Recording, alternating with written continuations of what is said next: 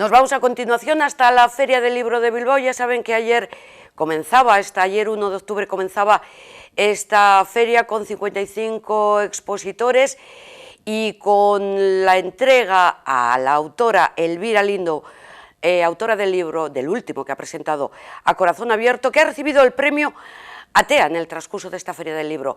Hablamos con Elvira Lindo. Arratsaldeon, muy buenas tardes, Elvira, ¿qué tal estás? Bien, contenta de estar en Bilbao, de haberme podido acercar. Los tiempos complicados para los movimientos, de recibir el premio, que es un lazo más que tengo con la ciudad. Bueno, pero para Elvira, que el premio Atea, que es un premio más o tiene un significado especial.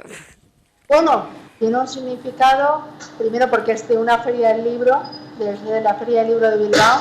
En estos tiempos en los que se han tenido que cancelar tantas cosas, que haya una feria del libro es importante. Que sea de una ciudad muy querida para mí es importante, y luego que esté ligada a este libro, que también ha sido muy especial en estos tiempos de pandemia, porque el libro salió el 24 de febrero, así que os podéis imaginar que se ha comido todo el confinamiento, pero aún así ha sido un libro que se ha leído mucho. He tenido encuentros con los lectores, no sé, o sea, ha sido una época especial. Yo quiero extraer también la parte buena, en el sentido de que ha estado muy claro que nos necesitábamos los unos a los otros. Y ahí hemos estado, hemos estado teniendo encuentros virtuales con los lectores, recibiendo, no sé, sus impresiones sobre el libro.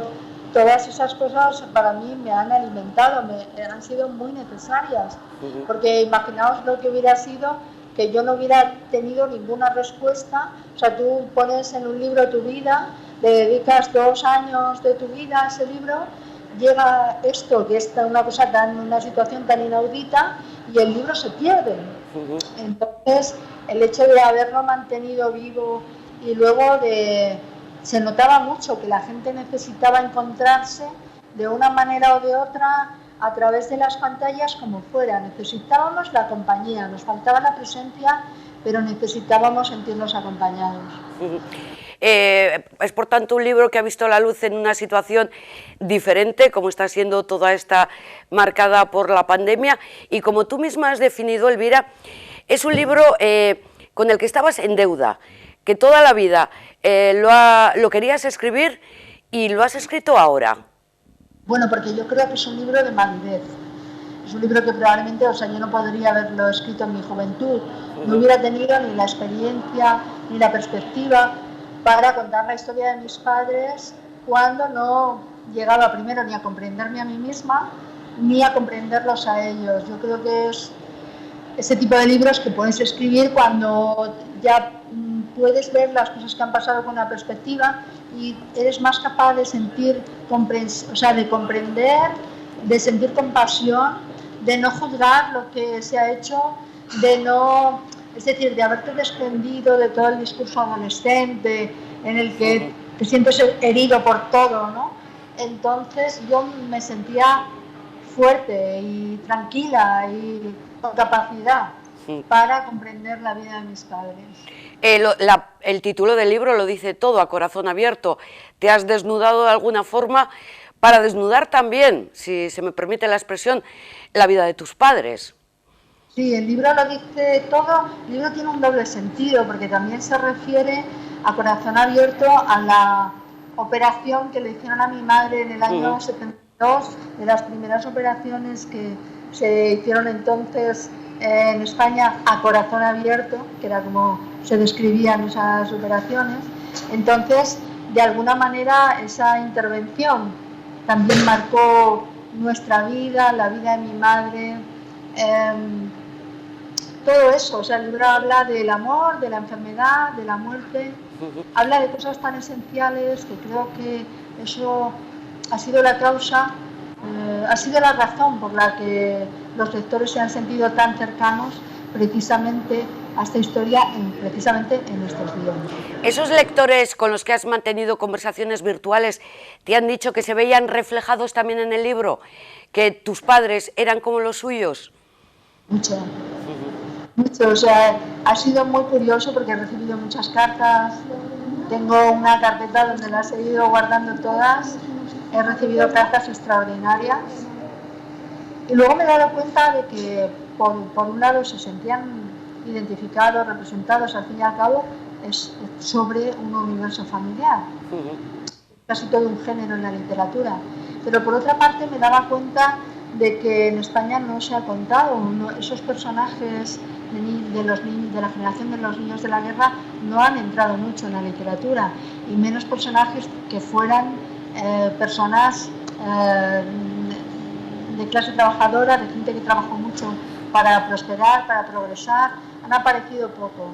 De alguna manera, creo que sin pretenderlo, a veces la literatura es un poco clasista y busca personajes fascinantes o bien por su erudición o bien por sus vidas, no sé, diferentes, y de repente estos eran una pareja que representaban a muchas parejas que habían atravesado acontecimientos esenciales en la historia de nuestro país, pero que nosotros no habíamos calibrado bien la importancia que tuvieran.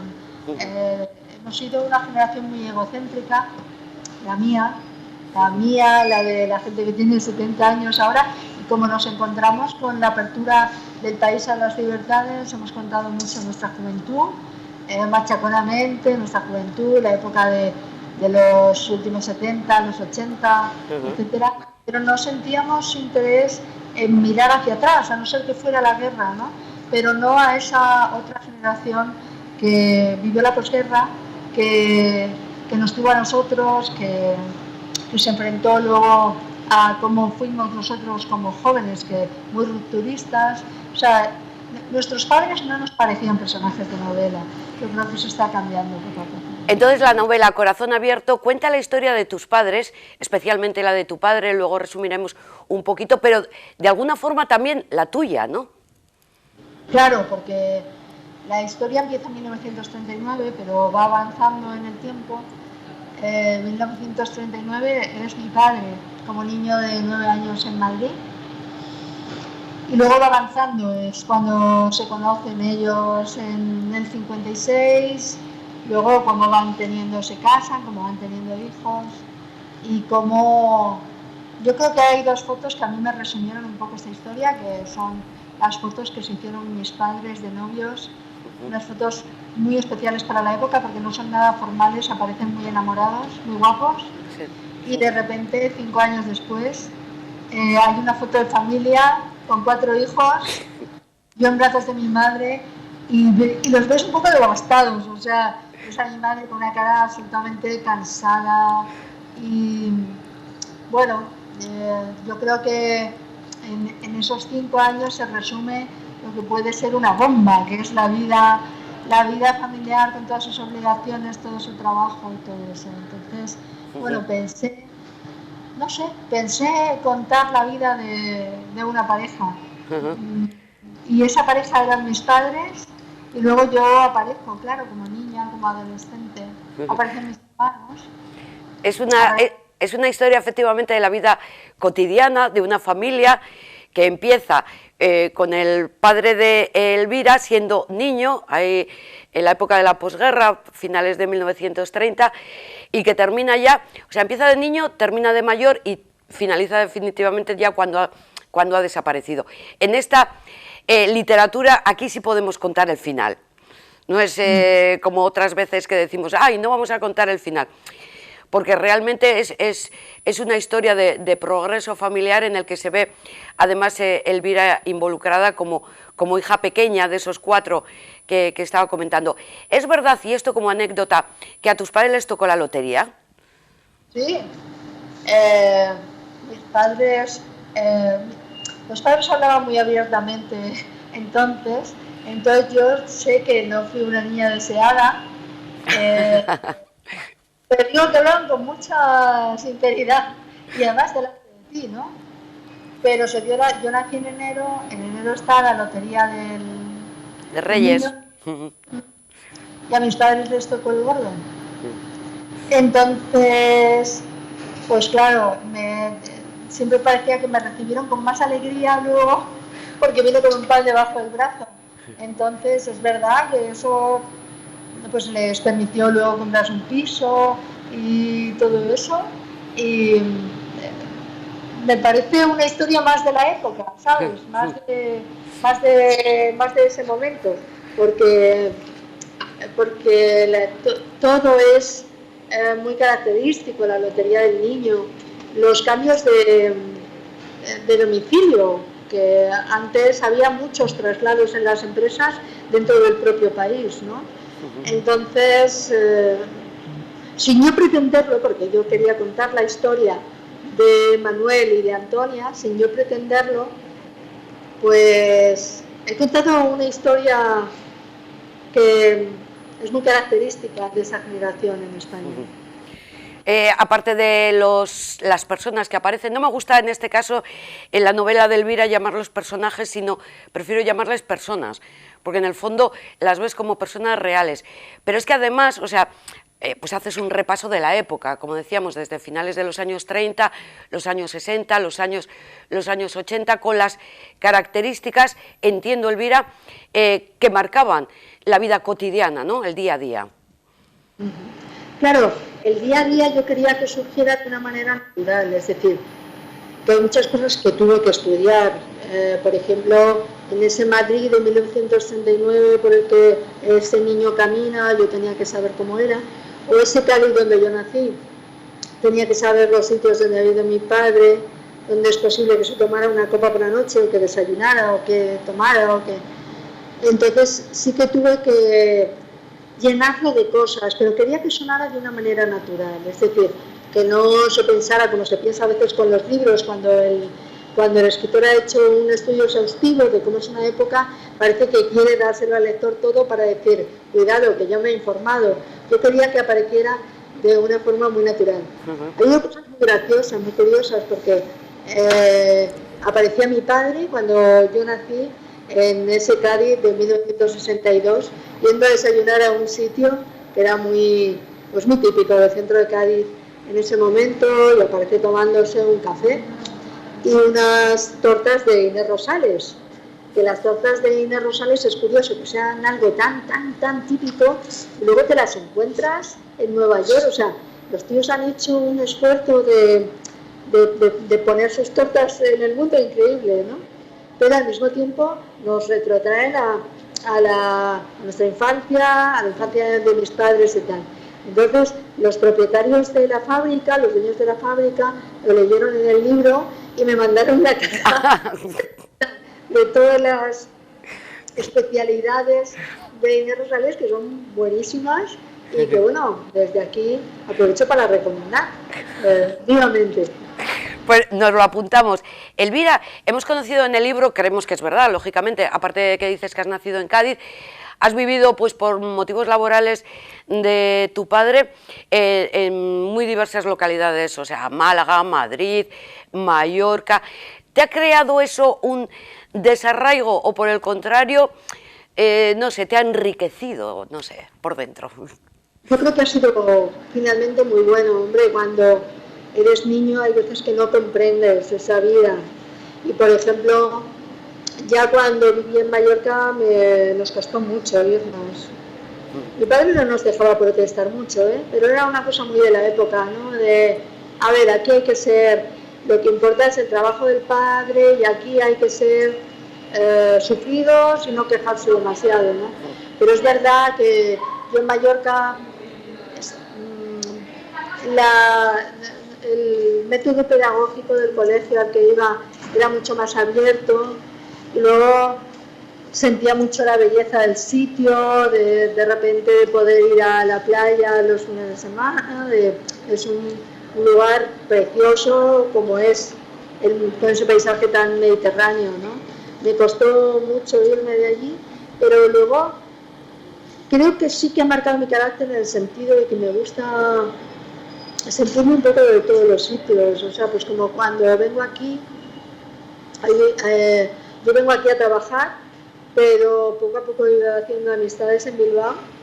Ayer dediqué el premio a 3 amigas mías de aquí, Una de ellas es escritora también, bueno, una es Alicia San Juan, Sí. la de Chica, otra es Chani Rodríguez, escritora, periodista, Inés Inchausti, también trabajadora en cosas de la cultura. Y bueno, esto de tener amigos en los sitios creo que es fundamental, porque te hace sentirte, o sea, tú cuando trabajas y vas a un sitio desconocido, luego te ves solo en el hotel, y siempre tener el aliciente, que en estos tiempos es más complicado, porque reunirse es una cosa que está casi prohibida, pero el sentir el calor de gente en un sitio, el sentir que vuelves a ver a las caras de personas a las que con el tiempo ya quieres mucho y forman parte de tu vida, pues eso creo que viene de mi padre, de cómo entendía la vida, de cómo nos hizo pensar que uno tiene que sentirse un poco ciudadano del mundo, en el sentido generoso, de entender cómo son otros sitios, de contemplar la diferencia de otros sitios y disfrutarla, ¿no? No, pues fíjate qué mejor ocasión venir a la Feria del Libro, recoger un libro y poder estar con viejos amigos de aquí. Volviendo al libro, para ti, Elvira, ¿qué es lo más importante? ¿Lo que has contado o cómo lo has contado? ¿Cómo lo he contado? O sea, porque yo creo que mis padres podían haber tenido una vida, ser grandes personajes, o sea, para convertirlos de personas a personajes era complicado. Mis padres podían ser muy interesantes, pero creo que si yo no lo hubiera sabido contar bien, literariamente, no hubiera funcionado. Es decir, cuando hay gente que te dice luego, pues yo tengo una historia que es para una novela, yo pienso, muy bien, póngase, y a ver qué le sale, porque no es fácil escribir una novela, y no es fácil, cuando se trata de algo muy personal, mantener ese pulso literario, es decir, que no te sientas vencido por los sentimientos, por los lazos que te unen con esas personas, sino que de verdad estés preocupado por hacer un buen libro, ¿no? Y eso es muy difícil.